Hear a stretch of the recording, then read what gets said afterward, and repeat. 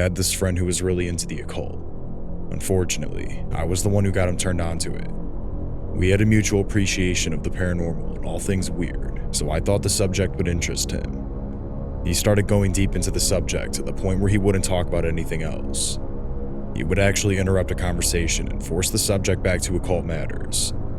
Rude, but sometimes people go through phases where their interest is all they want to talk about. It was a mostly forgivable offense. I think I should mention that this particular friend didn't have a very large friend circle. His depression and introverted nature kept him inside a lot. He didn't have the best luck in relationships with women. His world was kind of small, and I did enjoy hanging out with him, so I did my best to be a good friend. I didn't want to just brush him off because he was acting a little weirder than normal. Honestly, for the longest time, he was a totally normal guy.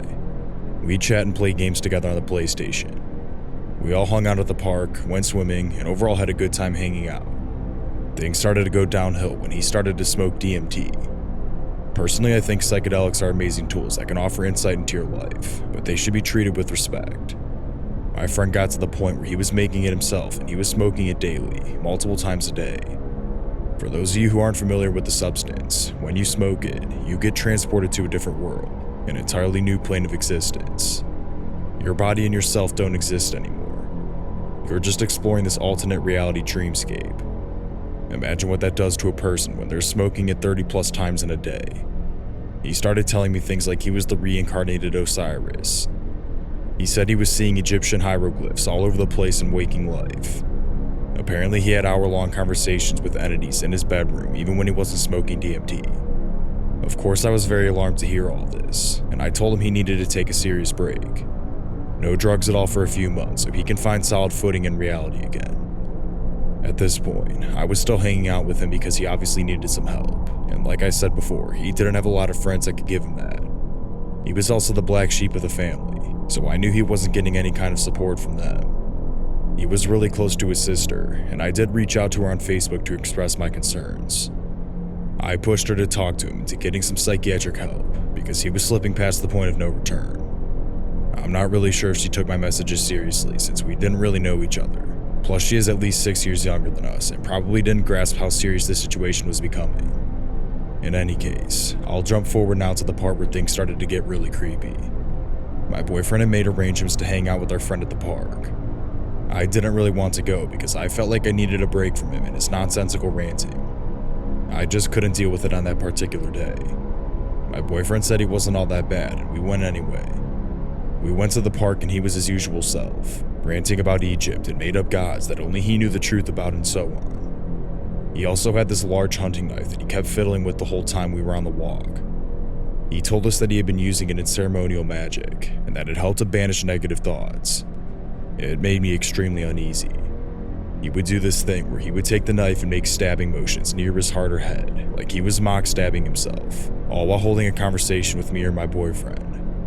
I think we were both really on edge and didn't know what to say or do about it. I tried to distract him from doing it by bringing up other subjects that might interest him, but he kept on with this ritual. Keep in mind, we were walking on a trail, so it wasn't like we could just say goodbye then and there. We had to walk back to our car and drop him off at his car. My boyfriend had the bright idea that we should get some lunch after our walk, even though I was doing my best to give him a look that said, "No, why do you think I want to spend any more time with this nut?" But it must not have been very effective, or my boyfriend was ignoring it, not sure. Either way, we ended up getting in the car to go get lunch. In the car I was driving, my boyfriend was in the passenger seat, and our weirdo friend was in the back. As we were heading through a busy part of town where all the shopping and restaurants were, I heard the distinctive sound of a belt buckle coming undone. Then I heard the worst sound imaginable. I peeked out of the corner of my eye, and my suspicions were confirmed. He was watching adult videos on his phone, all while doing something highly inappropriate, as I'm sure you can all guess. Instantly I felt sick to my stomach, and all the nervous energy I had throughout the day popped up into my head. I was trying not to shake, and trying to ignore it and drive through heavy traffic. I kind of had a freeze response, I guess. The whole time I kept thinking about that huge pocket knife he had in his pocket, and obviously he was completely off his rocker now. I was afraid to say anything or confront him because I didn't know how he was going to react. This part is nuts, but my boyfriend didn't seem to notice, and the whole time he kept rambling on about God knows what. I couldn't listen because my thoughts were 100% focused on driving and trying to act like I didn't know what was going on in the back seat. We got to the restaurant and my boyfriend ran inside to grab the food. I was left alone in the car with our friend, and I tried to act like I was browsing on my phone when I was really watching and listening as hard as I could. We didn't talk. My boyfriend got back, and I complained that I was tired, saying that it's been a long day and we should drop him off. So, I drove us back to our friend's car, and he didn't get out of our vehicle. He just sat there. I had to get a little bit rude and asked him to please get out and go home. He got out of our car and walked over to his passenger side. I started getting really scared, and I suspected the worst. He pulled a gun out of some kind of bag he had on the seat, and he just walked over to our car with it. I don't know why the hell I did this, but I was so pissed I just got out of my car and walked right up to him. I was maybe 3 feet away and could see it was a loaded 9mm. I kept asking him over and over, "What are you doing?" because apparently that's all my brain could think to do. I told him to get in his car and go home.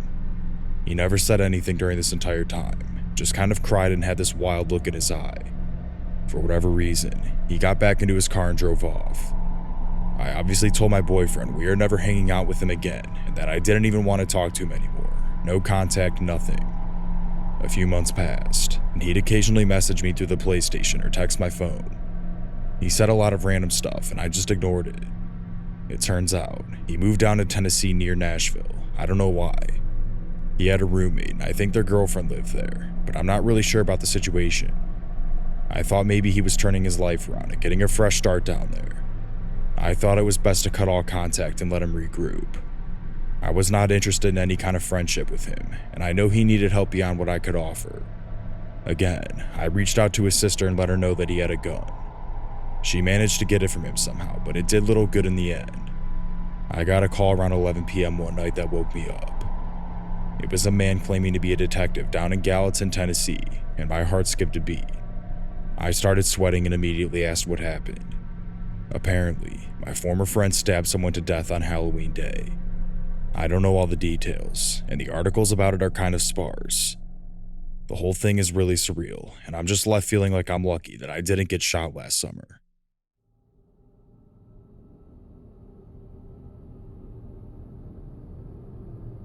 This story begins when I was in 4th grade, so I was about 9, as I was a bit young for my grade. Because of me being younger than the other kids, I didn't get along with them very well. So, whenever we would go out to recess, I would make sure to bring whatever book I was reading at the time. I had my own special place I liked to sit and read. It was a little corner of the playground where barely anybody went. It was a large patch of clovers and other overgrown plants, and had a large bush with a gap between it and the fence. I used to love to sit there. One day, I went over to my normal spot and sat with my back facing the bush. I had been reading for a while when I thought I heard a rustling sound behind me. Sometimes squirrels and chipmunks would hang out in the gap between the bush and the fence, so I didn't think much of it. That was until I heard heavy breathing and something tugging on my pigtails. Surprised, I whipped my head around, thinking my hair had gotten caught on a branch or something, but instead, there was a boy. He was sitting hunched in the gap between the fence and the bush, leaning forward between the branches with his face mostly obscured by leaves and his arm outstretched, trying to grab at my hair. I screamed and bolted for the picnic table area where the supervising teachers were. I was very shy back then, so I didn't say anything. Instead, for a long time after that, I sat and read by the teachers during recess. About 3/4 of the way through the school year, I made a friend who we'll call Matt. Matt was also a bit of an outcast, and when we got assigned to be in a reading group together, we became best friends. He was nice enough, but even my 9-year-old self could tell there was something off about him. He was way too clingy, barely ever leaving my side, and constantly coming up with excuses to touch me. I, of course, didn't have any other friends then, so I ignored it.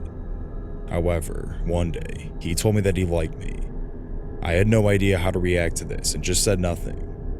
He apparently took my silence as a yes, because he called my home phone later that night. My mom handed me the phone, saying that a friend was asking to talk to me. Since my parents were watching TV downstairs, I decided to go up to my room so I wouldn't bother them. It was Matt.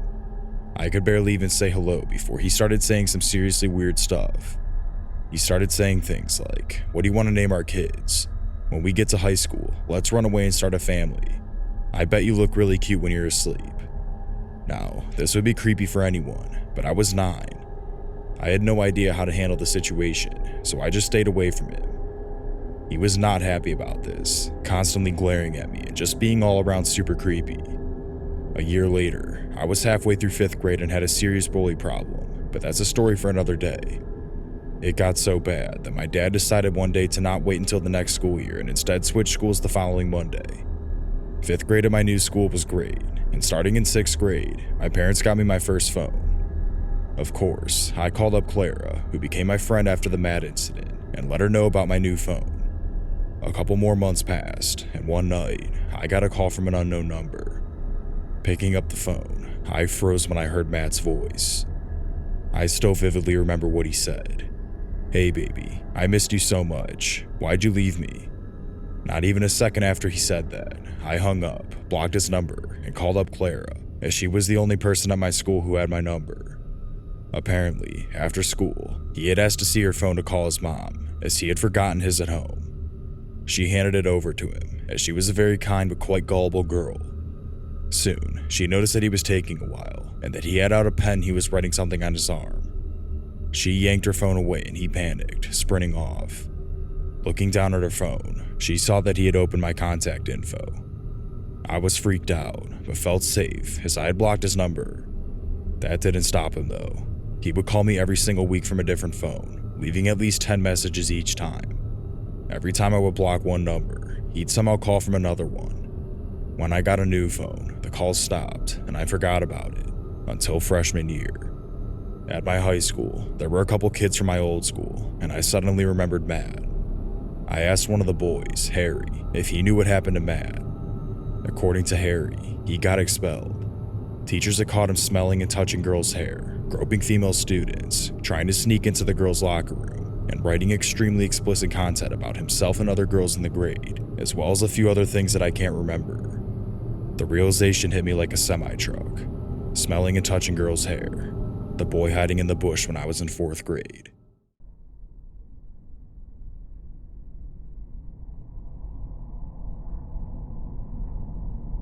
This happened when I was 5 and my best friend was 6. I'm going to give a quick layout of my school. The building was L-shaped. The short end was not in use at the moment, and cars would stop to the right of the L or behind the short part. The road was pretty much in a square around the school, but only in the aforementioned places cars could pull over. We were at school one day, and my friend did something that made me angry. She grabbed my colorful pens without asking. I wanted revenge. Shortly after, recess started, and about halfway through, I saw my best friend walking towards the back of the short building, and I followed her thinking she was going to do something fun. When I rounded the corner, I saw a man in a car giving her candy through the open passenger door.